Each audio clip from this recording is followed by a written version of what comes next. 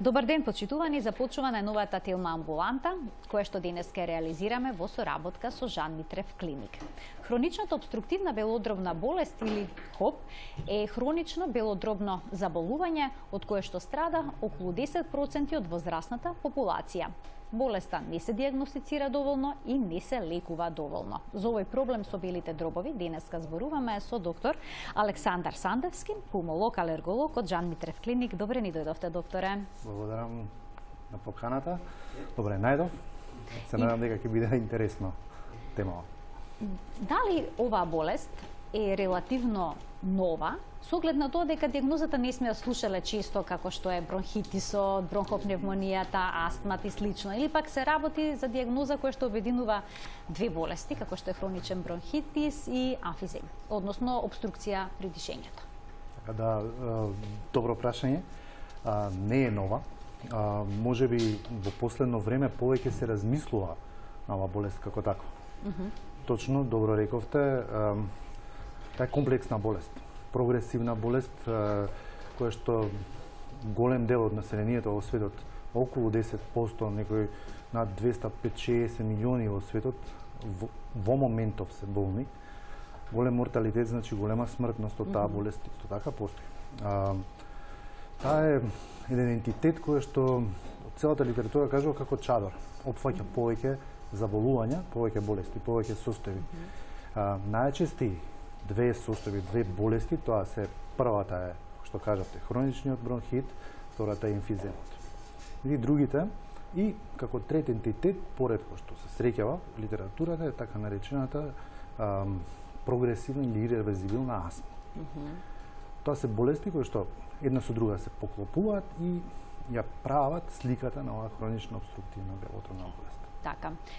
Дали овие пациенти имат и некои пропратни болести, како што е шеќерната болест или па кардиоваскуларните болести на срцето и на крвните садови, болести на коските, мускулите и слично?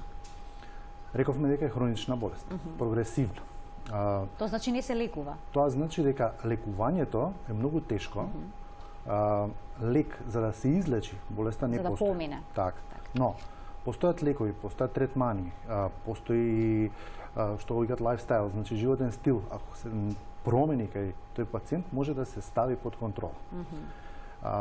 Најголем дел од пациентите со хронично обструктивна белодробна болест имаат така наречени, како што ги спомнате, коморбидни состојби, односно дополнителни придружни болести. Многу болести постојат, значи шеќерот, односно диабетот, нерегулираниот шеќер и така, сите овие болести ја влошуваат појавата, односно текот на хроничната обструктивна белодробна болест. Ако шеќерот не е под контрола, ако високиот притисок не е под контрола, депресијата кај човекот ако не е под контрола, што е тешко во денешни услови да се направи, тоа ја влошува и така сложеноста на и текот на болест.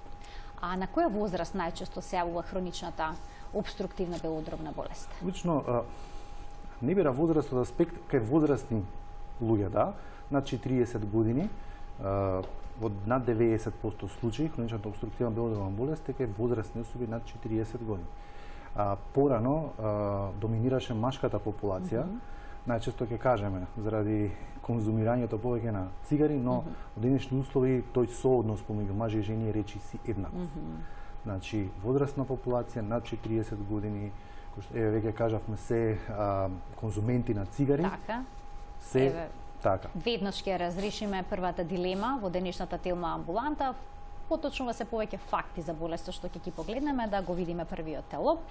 Најчеста причина за појава на хронична обструктивна белодробна болест е изложеност на дим од цигари. Според многу истражувања, 80 до 90% од пациентите со диагноза ХОБ се хронични, па дури и поранешни пушачи. Точно. Што тоа значи? Дека и доколку се остават цигарите, сепак постои можност да се развие болеста како последица на пушењето? Да. Изложеноста на надворешни влијанија, нашите бели дробови, кои што во исто време, значи некакви материи кои што ќе ги иритираат нашите бели дробови, во исто време и ќе ги воспалат. Значи ги воспалуваат малите дишни патишта и дел од белодробниот паренхим предизвикуваат хронична обструктивна белодробна болест. Тоа и така е димот од цигари. Долгогодишни пушачи, најчесто. луѓе кои што ги оставиле цигарите, меѓутоа претходно конзумирале цигари толк временски период. Се смета над 10 години активен пушач, со така ги нарекуваат кутија години, односно 5 years, има една формула која што се пресметува количината на цигари, колку долго пушат и така натаму. Односно тоа се пресметува од прилика можноста да некој човек има или е со ризик за да заболи од хронично обструктивна белодробна ако сме пасивни пушачи, не пушаме, Исто многу тоа. вдишуваме димот од цигари? Секој иританс од надворешна средина, значи станува збор за пасивното пушење, станува збор за други надворешни влијања, загадувањето многу влијае. Значи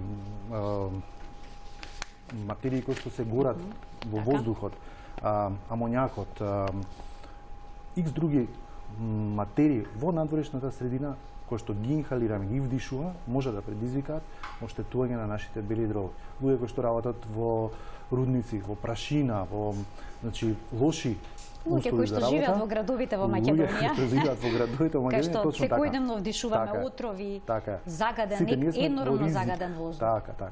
Сите имаме голем ризик всушност да заболиме од ова заболување. Или некаква состојба на бели дробови. Ајде уште една вистина или заблуда, односно факт поврзан со ХОП, со хроничната обструктивна белодробна болест. Веројатноста дека болниот ќе умре од ХОП е 10 пати поголема ако е пушач, отколку ако е непушач. Сега, дали е решение за пушачите да ги заменат цигарите, да речеме, со електронски цигари, доколку не може да се откажат од пушењето? Вака, мене работа, не може да не можеме. Не сме се родиле со цигара, па да не можеме нешто да направиме. Работа е дали сакаме или не сакаме.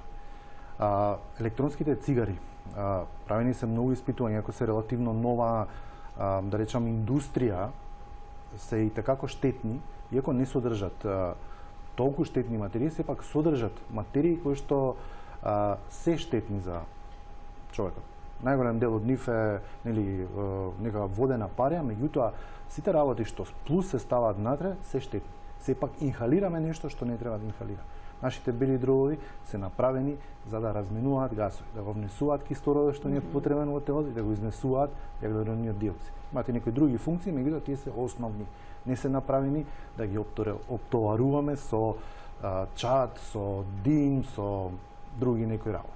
Значи може да бидат подеднакво токсични, од ваша препорака е да не се употребуваат електронски цигари како замена да не се употребуваат цигари.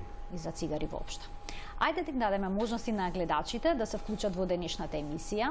Тие ќе може да постават прашање на денешната тема хронична обструктивна белодробна болест. Одговор ќе добијат од денешниот гостин доктор Александар Сандевски, пулмолог алерголог од Жан Митрев клиник. Телефонскиот број на телевизија Тилма е 3076 677. Докторот ќе поразговараме уште малку за причините кои што може да доведат до ова заболување. Дали честите респираторни инфекции во детството може да создадат плодна почва за развој на еден ваков проблем со белите дробови? Да. Чести респираторни инфекции, особено несоодветно третирани и лекувани, можат делумно или целосно да уништат еден дел или да оштетат до тој степен дел од белодробното ткиво, да самото белодробно ткиво стане повулнерабилно, поосетливо, полесно приемчиво да се развие хроничната обструктивна белодробна болест. Секако не сите што прележале во спаление на белите дробови се значи кандидати за хронична обструктивна белодробна болест. Имате една друга работа, луѓе кои што никогаш немале сериозни инфекции имаат хронична обструктивна белодробна болест. Така да, но да, инфекциите, честите инфекции, токсините што тие бактерии или најчесто бактерии ги оставаат во нашите бели дробови во тој период на таа инфекција ги оштетуваат белите дробови и можат да предизвикаат хронична обструктивна белодробна болест, односно ризик да се развие понатаму во тек на животот хронична обструктивна белодробна болест. Го споменавме загадениот воздух како ризик фактор.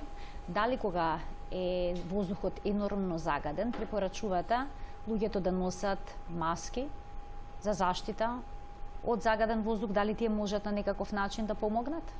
Да, меѓутоа, тие се посебни маски кои што со посебни филтри. Значи обичната маска што ја гледаме, медицинска, таа не нуди некаква заштита. Нуди многу мала. Другите маски со така наречен N95 филтер нудат поубава заштита. Но што понатаму, тие маски не можеме да ги носиме 8 часа или 10 часа. Не е решение. Решение е чист воздух. Така, но со оглед на тоа дека е присутен проблемот и перзистира, дали советувате можеби прочистувачи на воздухот во домовите? Да, тоа е добра идеја. Ето повторно како и маските. Да, тие 8-10 часа дома, да, тој воздух ќе се прочисти, но не можеме дома да бидеме 24 часа. Повторно мораме да излеземе. Мораме да луфтираме, мораме да проветриме. Разбирате? Така да, се добри како дополнителна, да речам, превенција, односно како дополнителна модус за да, колку толку воздухот барем дома биде почист. А има ли оваа болест и генетска форма? Вака. Генетска предиспозиција? Хроничната обструктивна белодробна болест има генотипска и фенотипска експресија. Што значи тоа? Да појасниме, да. Генот е нешто што го носиме ние. Така. Значи со раѓањето од нашите родители, така натаму, тоа е веќе друга една тема. Постојат одреден број пациенти со хронична обструктивна болест кај кои што е докажано дека недостатокот на еден ензим кај нив, така наречен алфа-1 антитрипсин, е оној кој што предизвикува белите дробови да станат повулнерабилни и тие пациенти фактички да имаат поголем ризик за заболат од хронична обструктивна белодробна болест. Обично се тоа 5-6% од сите пациенти, некои 40 на 100.000 се јавуваат луѓе со алфа-1 антитрипсин дефициенција, што викаме ние, и тоа е тоа што, тој ген што е розден. Фенотипот е она што од надвор, веќе го спомнавме, загаден воздух, нашиот животен стил, конзумирање на цигари, здрав или нездрав живот, и така натаму и така натаму. Алфа-1 антитрипсин дефициенцијата е таа која што е докажано дека предизвикува оштетување на белите дробови, односно помага да се јави хронична обструктивна белодробна болест. А зошто голем дел од лицата кои што страдат од оваа болест не знаат дека ја имаат таа дијагноза? Дали почетните симптоми можеби не се толку специфични, туку се општи? Општи, точно. Не укажуваат на некој сложено заболување. Оттежното дишење понекогаш. Што тоа значи оттежното дишење понекогаш? Кога се движиме да останеме без дим? Така, да. Или при потешка физичка работа, се задишуваме. Сега, порано не сме се задишувале, обично пациенти викаат пушев многу цигари, не имаше проблем, а сега почнувам постепено се задишувам. Или игравме фудбал со пријателите, веќе не можам да следам со нив колку они играат, а инаку исто си пушам, исто си ги работам секојдневните работи. И сега, тоа е веќе она лесна форма на хронична обструктивна болест до таа умерена форма. Веќе во таа умерена форма може, ако пациентот почувствува и поголеми проблеми, кашлица, свискашлок и така натаму, значи свирење во градите, веќе се јавува на лекар. Така, ајде да видиме кој е основниот симптом на оваа болест, да го погледнеме четвртиот телоп, кој што се однесува на вистините и заблудите, односно фактите поврзани со хроничната обструктивна белодробна болест, кој што гласи: основен симптом е оттежнато тешко дишење. Споменавте, но што потоа следи, како се развива болест? Значи нема еден симптом. Тоа се група на симптоми. Оттежнато тешко дишење од многу други работи може да биде. Значи не се тие специфични симптоми по кои што може докторот да познае дека се работи за хронична обструктивна белодробна болест. И токму заради тоа и понекогаш и тешка за дијагностицирање. Така. Рековме, кашлица која што најпрво е сува и повторно ја поврзуваат со пушењето цигари. Меѓутоа, потоа е со искашлок. Тој искашлок е прво редок, повремен, потоа се почест и на крај се доведе пациентот до ситуација да искашлува во тек на целиот ден. Шлајмови? Шлајмови, да. Обоен секрет или безбоен? Се зависи. Најчесто е секретот, така и го опишуваат, жолтеникав, жолто-зелен, густ и најчесто тешко можам да го искашлам. замор, малаксаност, не може да си во понатамошните фази, не може да си го обавуваат секојдневните активности, брзо се заморуваат, потоа тука страда и кардиоваскуларниот систем, тахикарди, аритми, проблеми со висок крвен притисок. Веќе на почетокот што спомнавме, недобрата регулација на шеќерот, ја влошува состојбата. Така да, многу фактори влијаат и симптоматологија, гледате, не е специфична, не можем точно наеднаш и веднаш да се диагностицира. Така. Сега споменавте дека е хронична болеста и дека се развива. Да. Дали постојано се развива или има периоди кога е состојбата смирена? Како изгледа? Хронична, прогресивна болест. Секако. Има периоди со влошување, тоа ние го нарекуваме екзацербации, периоди кога пациентите се релативно стабилни. Но како прогредира болеста? Ако пациентот не се лекува, не се јавува на лекар навремено, не прави редовни контроли, тие периоди на таа екзацербација, на тоа влошување се почести и почести. И на крај, во таа терминална фаза, пациентите се наоѓаат во фаза на целовремена, да речеме, или постојана екзацербација. И тука е проблем. Пациентот е во тешка состојба, со силно изразени симптоми, лекувите или многу минимално делуваат или не делуваат. И тоа е она терминална состојба. Кога има напади на влошување, дали во тие моменти е потребно да се менува терапијата кај пациентот? Треба да се процени. Пулмолог треба да ја процени состојбата на пациентот. Така. Апсолутно дека не да се смени терапијата, него да се по потреба додаде терапија, но најдобро е да се пациентот со влошување на состојба да се хоспитализира. Ке проговориме и за тоа во кој момент тој треба да биде хоспитализиран, а во меѓувреме да го погледнеме и третиот телоп, уште еден факт за оваа болест, оштетувањето на белите дробови предизвикано од ХОП не може да се поправи, односно на никаков начин не може да се врати во некоја првобитна состојба. Тоа се дефинитивни оштетувања. Кај хроничен бронхит, кај емфиземот, што ги спомнавме како две болести. Може ли да појасните ве хроничен бронхит како изгледа и како изгледа емфизем, за да знаат нашите гледачи? Вака, хроничен бронхит е состојба дефинирана со тоа што пациентот, тоа е клиничка состојба, дефинираме хроничен бронхит има пациент кога има долготрајна кашлица во тек, значи континуирано со искашлок на 3 месеци во тек на 2 години. Така, на 3 месеци во тек на 2 години. Дури тогаш се треба диагностицира дека е така, хронична болест. Така. Емфиземот. Емфиземот е структурно и патолошко оштетување на паренхимот на белите дробови, значи на оној, да речам, дел со кој што ние ги разменуваме гасовите, дел поради оној недостаток на алфа-1 антитрипсин, има тоа е еден ензим кој што ние како еден вид на корисен за да не заштити од прекумерната активност на ензимите кои што ги излачуваат белите крвни клетки, кои што ни се пак нашите војници и со кои што фактички се борат против сите штетни материи од надвор. Тој алфа-1 антитрипсин предизвикува еден вид на баланс да не дојде до прекумерно оштетување.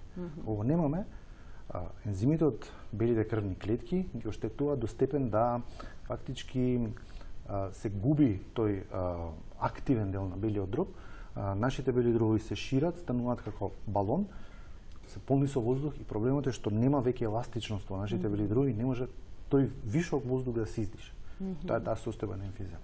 Едната и другата, ако постојат често пати и се заедно, е хронично обструктивна белодробна болест. Така.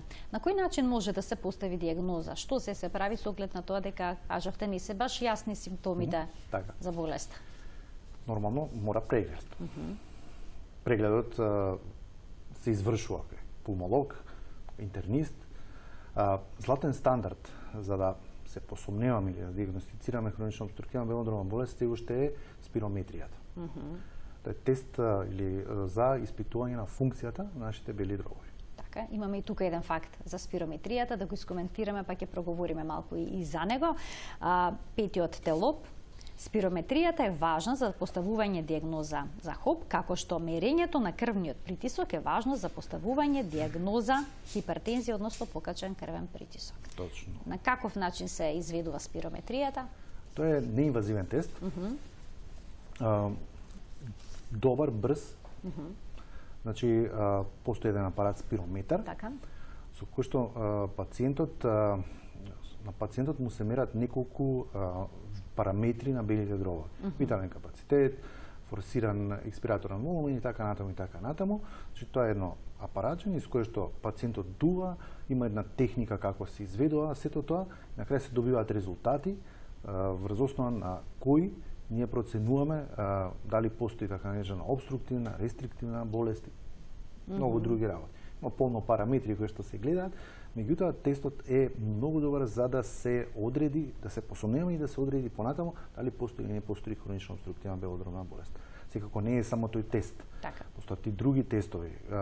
Кај пациент, ако не му е правено, треба да се направи рентгенска слика на бели дробови, лабораториски наоди, да се испита евентуално присуство на бактерии или вируси во искашлок. Сите тие работи можат и треба да се направат кај пациент, како иницијално, така и понатаму за следе.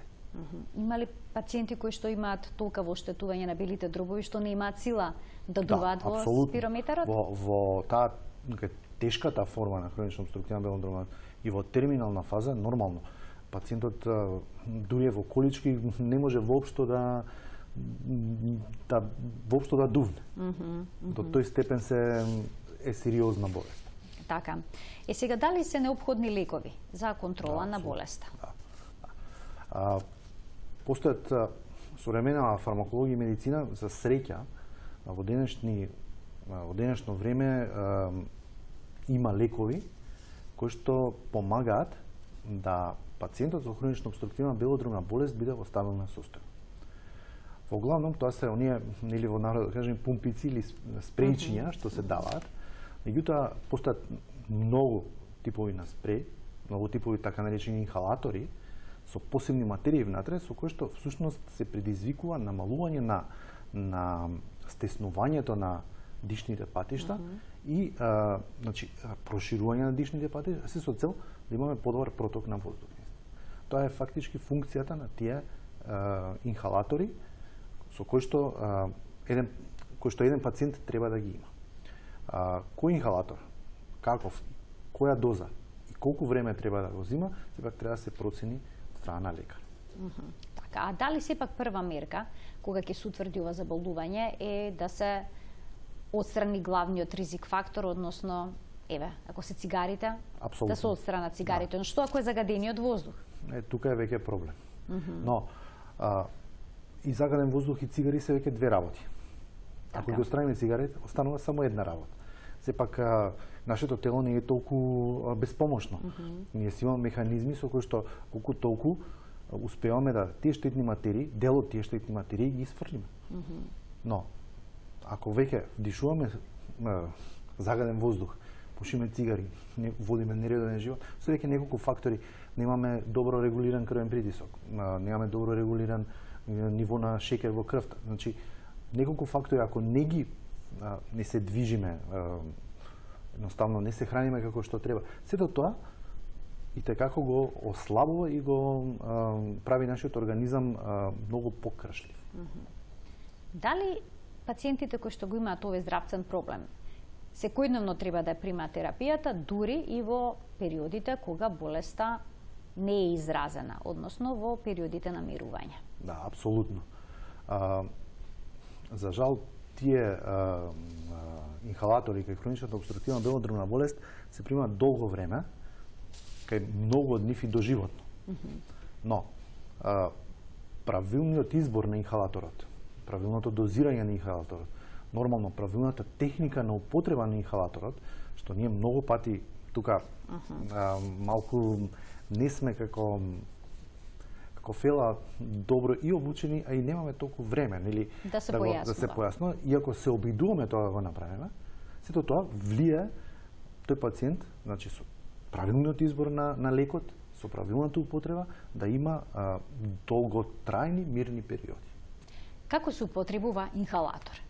Еве, тоа е голем проблем дури и кај малите деца кога се прави инхалација кај нив. Не секогаш го примаат лекот исправно, иако и целосно во предвидената количина. Веќе рековме, постојат повеќе типови на инхалатори. Значи повеќе такви што викаат направили девајси. Некои се како спреј чист, некои се како дискови. Значи на пазарот има, да не речам, над десетици.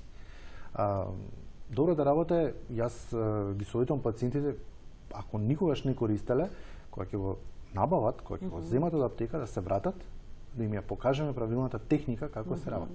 Жан Митрев клиника тоа го правиме кај сите пациенти. Така, што е исклучително важно за лекот да се прими во затоа што количината која што е неопходна. На неправилното користење има многу несакани ефекти од аспект прво пациентот го троши безпотребно лекот. Второ, не го прима во себе и автоматски тој лек нема дејство врз него. И трето, нормално психички пациентот се разочарува, мисли дека смета дека нема ефект. Да. Значи, затоа ние и луѓе што исто така ги користат долго лековите, сепак викам, ајде покажи како го користиш, следиме тој пациент, ако не е како што треба, и го подучуваме. Да видите всушност што е проблемот, дека не секогаш лекот не делува, туку неправилното земање на инхалаторната терапија. Имаме гледач на линија, да го вклучиме во програма. Добар ден. Ало, добар ден. Повелете. Поздрав до емисијата, до водителката и до докторот. Имам едно прашање за докторот. Јас имам проблем со белите дробови. И ако може да прочитам с ним резултатот од компјутерска томографија. Така, значи компјутерска томографија била правена, предпоставам нешто посложено е. Ајде, ако можете, ако е покрај вас да слушнеме. Во долни лобус билатерално присутни сезони на аир терапинг поради хронични промени во белодробниот паренхим без КТ, значи за постојање на промена од инфалтози карактер. Нема за значително наголемени лимфоди, медијатално КТ со билатерални левострани кавати, торотузни и извијувни сегменти и субсегменти, пулмонални крвни садови, мал перикарен излив. Можете да разберете, докторе, бидејќи малку нејасно, добро, во ред. Има уште? И да му кажам на доктора само дека примам спреј дуре спиромах.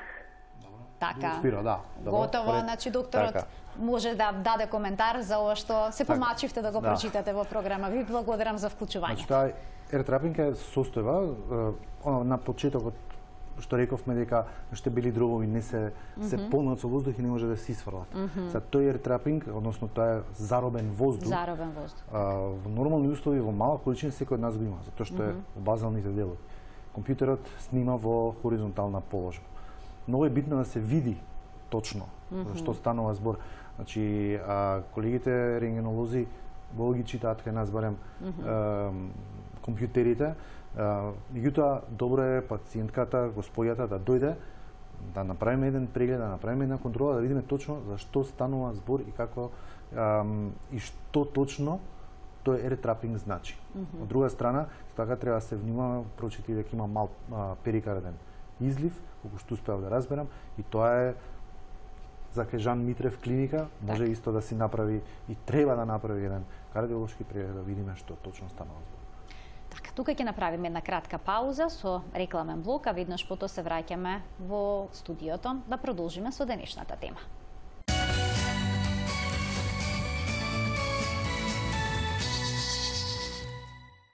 Продолжуваме со денешната телма амбуланта. Темата е хронично обструктивна белодробна болест или позната како ХОБ. Диагноза која што не толку често е присутна, поради тоа многу пациенти и никогаш не слушнале за неа, но од друга страна голем број на луѓе страдаат од неа, околу 10% од возрастната популација ја има оваа болест. Докторот кој што денеска во студиото ни појасни зошто дел од луѓето кои што ја имаат болеста не се свесни дека всушност страдаат од хронична обструктивна белодробна болест. Симптомите се општи, но ќе проговориме уште многу за сето ова. Разговараме со доктор Александар Сандевски, пулмолог, алерголог од Жан Митрев клиник. Докторе, ги споменавме цигарите на почеток на емисијата. Некако не ни се јавија многу гледачи да прашаат за некаков совет поврзан со цигарите, бидејќи всушност димот од цигари е клучниот фактор за појава на болеста, како и загадениот воздух. Но исто така, кај лицата кои што страдаат од болеста е многу важно се спречат понатамошните инфекции. Зошто е тоа така? Дали инфекциите, бактерисни и вирусни, може да доведат до влошување на состојбата? Апсолутно. Значи, главната причина за влошување на хроничната обструктивна белодробна болест, освен нередовното взимање или прекино взимањето на терапија и инфекции. Кои што не може да се спречат. Повеќето. Точно. Меѓутоа може навремено да се делува. Ако пациентот е правилно, да речам, му се дадени правилни совети да ги препознае влошувањата на симптомите, да знае дека тоа е нели причина, дека некоја инфекција и навремено се јави на контролен преглед, може да се спречи таа екзацербација, односно да се намалат лошите ефекти на таа екзацербација. Така. Имаме двајца гледачи на линија, да ги вклучиме во програма. Добар ден. Добар ден. Добар ден, повелете. Добар ден. Имам да поздравам вас, да поздравам вашите гости. Благодарам. Моето прашање е до докторот. Имам два плеврални изливи, лево и десно. Дали тоа не е поврзано со ова хронична обструктивна белодробна болест? Направиме, тоа трае некаде околу 5 недели. Плевралните изливи се зголемуваат континуирано и пред 2-3 дена направиме евакуација прво на десна страна, подоцна на лева страна, меѓутоа после 2-3 дена забележавме зголемување на плевралниот излив од десната страна, бидејќи го евакуиравме, пак негово зголемување до 500 мл за 3 дена. Дали тоа нешто поврзано со ХОП или како да се третира овие плеврални изливи за да не се повторуваат? Ви благодарам за прашањето и вклучувањето во телеамбуланта. Во принцип, директно, ХОП не предизвикува појава на плеврални изливи. Всушност тоа е собирање на течност во плевралниот простор. Така. Не знаеме пациентот кои се испитувања се направени за да се увиди природата на тие плеврални изливи. Индиректно, хроничната обструктивна белодробна болест го ослабува срцето и една од причините за појава на плеврални изливи, теоретски кај ХОП, би била срцева слабост.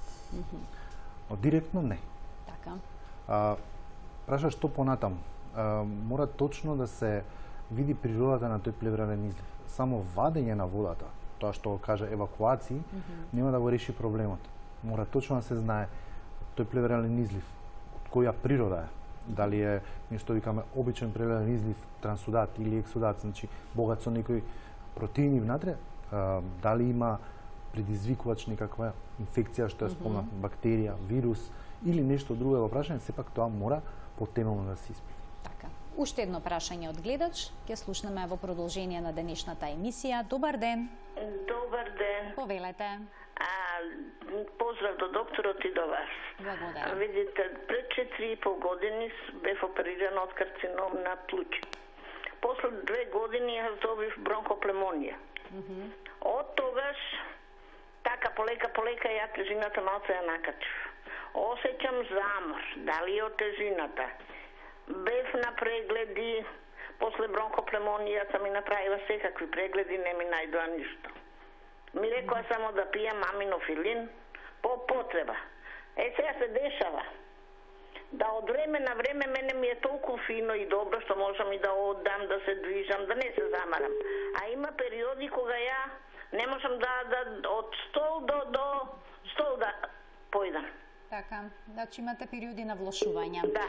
Така, барате некаков совет? Совет барам од докторот, што може тоа да биде. Така. А одам веќе на година дена на контрола за карциномот, прв степен беше. Така, ви благодарам за прашањето. Што понатаму? Еден од третманите за карциномот на бели дроби, ако не е темата, и оперативниот зафат. Добро е што било прв стадиум, било на време фатено. Тие периоди што ги спомнува господјата на замори, на добри, се слично како ховот. Меѓутоа, симптоматологијата што ја кажа пациентката не оди во прилог дека е хронично обструктивна белодробна болест. Токму поради тоа што и дале да пие само еден лек, тој е аминофилин, и тоа само повремено, не укажува дека пациентка има хронично обструктивна белодробна болест. Добро би било пациентката, односно господјата, да прави редовни контроли, повели во Жан Митрев клиник. Не е само белите дробови, добро е да се испита и срцето, да се види состојбата на срцето, затоа што еден заморот е еден од симптомите не само кај хроничната обструктивна белодробна, него точно и кај кардиомиопатија, кај оштетување на срцевиот мускул. Сето тоа може кај нас да го направи, нека повели ќе направиме се што треба. Ајде да го слушнеме и следниот гледач со прашање. Добар ден. Ало, добар ден. Повелете. Поздрав до вас и до докторот. Благодарам. Имам едно прашање. Пред 2 години мене, мислам јас на 30 години сум добила бронхитис. А сега имам 62 години. Така. И сега ми најдоа дека е хроничен бронхит. Вака сега, го молам докторот, 2 години еве како сега. Секоја година мене мора да ме фати. Ни пијам, ни пушам. Така. Значи, немам шеќер, немам ништо. Мене десната страна, докторе, вака кој ќе се искашлам, осеќам дека не ми диши. Кога бев на снимање ми рекоа дека на десна страна имаш мало затемнување. Така ми рекоа. И сега ми даваат амоксиклав, панцев, па овој сируп салволан за искашлување, сета. Сега, зошто не ми даваат мене никогаш овие пеницилин инекции? Како порано што сме примиле, ме разбираш ли? Тоа, ја не знам зошто. А сум била и на спирометрија, и во Чаир, и на Битпазар, и во Румунска, значи секаде идам на испитување, секаде. Овие 2 години ми рекоа дека ти е хронично и вика со здравје да си го носиш. Ви благодарам за вклучувањето во програма. Така. Главната поинта беше зашто не прима пеницилин. Пеницилинот е антибиотик. Така. Што е проблем кај нас. Многу лесно ги даваме. Сепак, антибиотик, самото име кажува, против некој биотик. Така. Значи, треба да го дадеме оној антибиотик, наменски, не, против таа бактерија која што делува. Так. Антибиотик за вируси не постои. Зошто не пеницилин? А зошто да пеницилин? Зошто не овој антибиотик, а зошто да овој антибиотик? Сепак, господјата е добро да направи испитување на искашлокот, да се види дали има присуство на некоја бактерија. И ако има присуство на некоја бактерија, се прави така наречен антибиограм, кога што се гледа таа бактерија на која антибиотик е осетлива. Така. Втората работа, тоа затемнување што го кажа господјата, треба да го доиследи, ако не го доиследила, се направи квалитетен компјутер на бели дроби, масаката што го викаме ние, значи мултислайс компјутер, што го има во Жан Митрев, со кој што може точно, прецизно да се види, да се утврди дали постои таква дамка, каква е таа дамка, каде е таа дамка, која големина е, за да може понатаму да се евентуално преземат некои други работи. Така. Ајде сега да го погледнеме телопот со број 6. Уште еден факт, односно вистина или заблуда овој пат поврзана со хроничната обструктивна белодробна болест, пациентите со ХОП треба да примат вакцина против грип и пнеумококна вакцина. Дали ова точно? Да. Добро е да се вакцинираат против грип, затоа што грипот, како болест, многу може да придонесе за влошување на здравието кај пациент со хронична обструктивна белодробна болест. Она што кажавме преска екзацербација.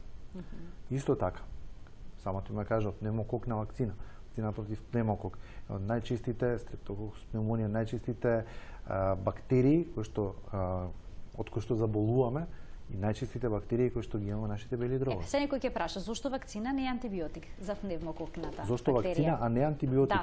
Да. Со вакцината ќе спречиме, односно ќе предизвикаме нашиот имун систем природно да се избори против таа бактерија. Воопшто да не заболи Апсолутно, пациентот од таа болест. Или заболувањето, особено кога грипот да биде во многу лесна форма, речиси неприметливо. Така. И многу од нас кои што се вакцинирале против грип, после таа вакцина, после неколку дена, добиваат како слични симптоми на грип во многу лесна форма, тоа е тоа. Така. Ајде уште една вистина или заблуда. Следниот е лоп. Лицата со ХОП имаат нарушен сон. И сега како нарушениот сон всушност влија на квалитетот на животот, па и на имунолошкиот систем. Вела дека потребни се 8 до 9 часа сон за да бидеме здрави и дека современиот човек всушност има проблем бидејќи спие се помалку и дека голем дел од болестите се всушност резултат на недостаток на сон. Така, и сега зошто најнапред спијат помалку? Зошто спијат помалку? Многу од луѓето со таа средно тешка или тешка форма на хронична опструктивна белодробна болест имаат и така наречена респираторна инсуфициенција, односно намалена количина на кислород во крвта. Тоа доволно кажува. Значи не сме добро оксигенирани, што би рекле, односно не сме доволно заситени со кислород. Постојат многу интересни, ама сложени механизми во нашето тело, почнувајќи од центарот за дишење и многу други делови кои што и како го регулираат тој механизам како ние дишаме и што дишаме, или дишењето не е рефлексен механизам кој што ние не сме свесни. Луѓето со ХОП, кои што имаат респираторна инсуфициенција, имаат огромен проблем со спиење, затоа што нема доволно кислород и нивниот мозокот, или главната храна на мозокот е кислородот, бара кислород. Многу луѓе со хронична опструктивна белодробна болест мораат да примаат дополнително кислород, дали со кислородни концентратори, дали со тие боци со кислород, со кои што треба таа сатурација, таа заситеност на кислород да биде блиску до нормална. Тоа е фактички причината зашто они имаат пореметен сон. Така, имаме ли гледачна линија? Добив знак. Добар ден, повелете. Добар ден. Јас сум жена од 65 години со ХОП. Така. Ме интересира, користам фосферот спреовите и спирира. И 2 години до сега на контроли си одам редовно, све во ред, да речеме сега за сега. Сега ме интересира дали постои ризик фактор да се добие некое малигно заболување од ХОВ-от. Пошто јас лично, да кажам, сум пушач и си пушам уште. Толку благодарам многу. Ви благодарам за вклучувањето. Одлично прашање. Господјата прима современи прво инхалатори. Тие се едни од инхалаторите кои што делуваат кај хроничната опструктивна белодробна болест. Другата работа, лошото е што пуши. Самата хронична опструктивна белодробна болест до сегашните современи испитувања не укажува дека директно може да предизвика карцином на бели дробови. Нема директна корелација. Една од причините за појава на ХОП е пушењето. Сега, ако тргнеме хроничната опструктивна белодробна болест на страна, господјата се уште конзумира цигари и текако се уште е во ризик да, не дај Боже, нешто се случи лошо. Луѓето кои што имаат ХОП не може да се занимаваат со градинарство, да си играат со своите деца, да се качуваат по скали и слично, а од друга страна се препорачува постојано некоја физичка активност за здравието да биде подобро. Што препорачувате кај овие пациенти, со каква физичка активност би можеле да се занимаваат, бидејќи велат дека физичката активност е важна, дури и кај нив? Точно. Не, напротив, може да се занимаваат со градинарство, може да се играат со внуците, со децата, може да се качуваат по скали. Ако редовно користат терапија, ако не пушат цигари, ако имаат добар животен стил, се хранат правилно, зошто да не? Значи, таа стабилна хронична опструктивна белодробна болест не предизвикува токав проблем во секојдневниот живот. Но, тешката форма или она терминална, да. Тие се врзани за столица, не можат, дури не можат да си ги врзат ни чевлите. Да. Многу од нив, над 90% користат оксигенатори. Така кислород. така. Проблем е за нив, проблем е за семејството, проблем е за општеството. Ајде да го погледнеме и последниот телоп, последната вистина или заблуда во денешната телма амбуланта поврзана со хроничната обструктивна белодробна болест. ХОП е болест што може да се спречи. На вистина, докторе, може да се спречи? Да.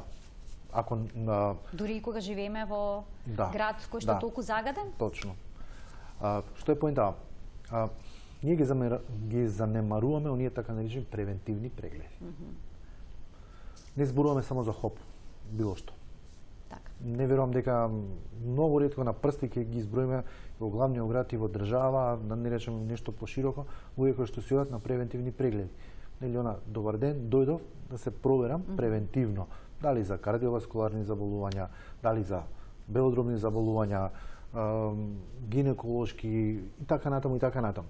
Значи тоа ние не го правиме. И тоа е проблем.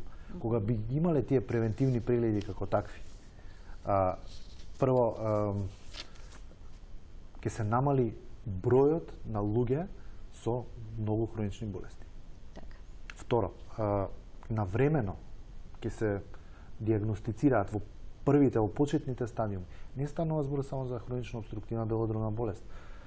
Нели, во почетниот стадиум, не дај Боже, ќе му направиш рентгенска слика, ќе видиш дека и нешто друго има. Па навремено ќе го, така викаме, ќе го фатиме тоа, да го лекуваме. Так, бидејќи клучна раната диагностика. Точно, апсолутно. Превенцијата е клучна.